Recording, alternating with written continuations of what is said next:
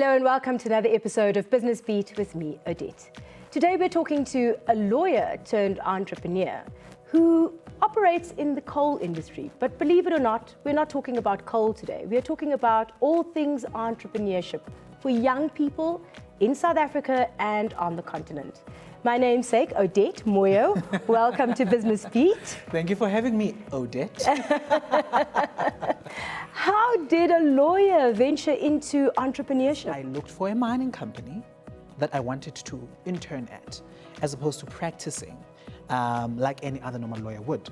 Finally got a mining company, and solely me getting into mining law was so that I can be able to see how it's done. Okay. So that I can be able to do it myself.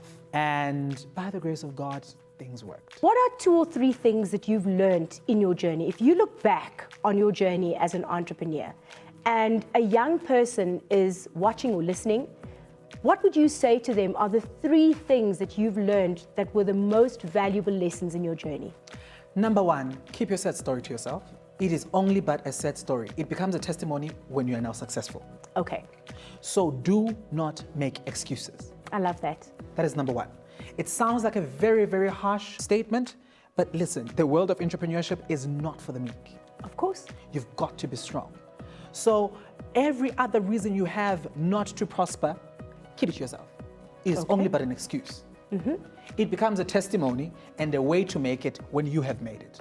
So 0 excuses. Right. Number 2, consistency. Always be consistent. I have a saying, consistency is the only currency that counts. It is the only currency, especially in entrepreneurship, because there are going to be great days and there are going to be not so great days. But show up consistently. But show up consistently, because you do not know where your big break is going to come from. It may come on a rainy day, but you showed up less than yourself. And as a result, because you are clouded by the rain, you do not see the door of the opportunity. And the third lesson? And the third lesson is God does his part, right? You've got to do your own. Always upskill. Always upskill. Your qualifications or your greatness put you here today. What is going to take you from where you are to where you wish to be? I love what you're saying, because a lot of young people are full of excuses 100%. because of their circumstances. 100%. And we totally understand that poverty and disparity and inequality is still very much part of the South African framework, 100%. right? The unemployment rate is at its highest. It's shooting up. But you need to put that behind you and see the future. 100%. I love this attitude. I love that you say consistency is the only currency that counts, 100%. like what I believe, because consistently you've got to get up early. Consistently you've got to hustle. Consistently you've got to follow up with your clients. Yes. Consistently you've got to keep knocking on doors of opportunity until they open. Until they open. Some will be shut in your face, but regardless, you've got to be consistent until one And then of opens. course, the last and probably most important is that you've got to play your part. Yeah. You know? Yeah. When you do make it, the importance of empowering others and giving others an opportunity, the spirit of Ubuntu Yes.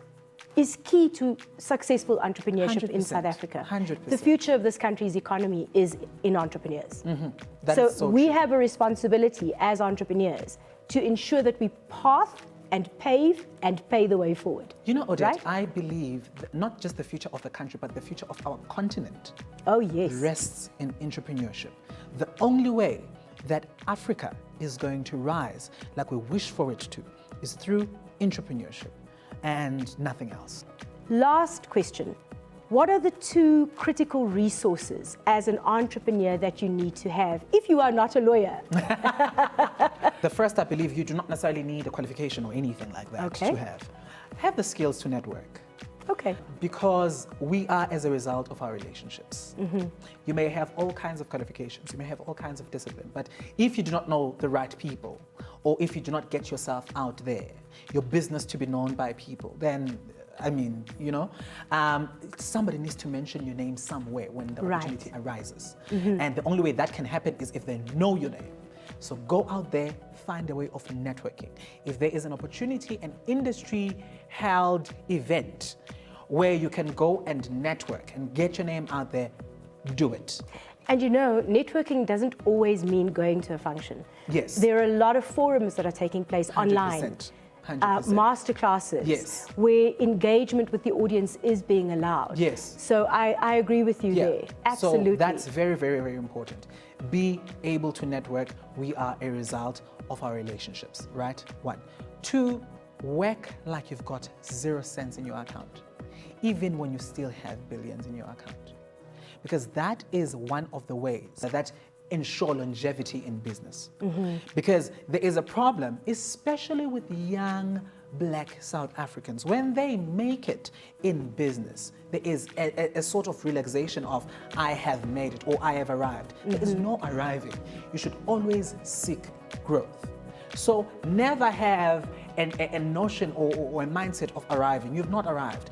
Always work like you've got 0 cents. I'm not saying work hard and enslave yourself till death. You can always work smart. But again, everyone likes throwing around this phrase, work smart, work smart. Working smart is birthed from working hard. Because it is from working hard where you see that, okay, I need to zero this input, zero that output to maximize on the output that I wish to get. Right. So find a way of working hard always, and working smart will be birthed from there. Wow. Odette, thank you so much for your golden nuggets. May your business grow from success to significance. Very important for you because you are so passionate about empowerment and young people.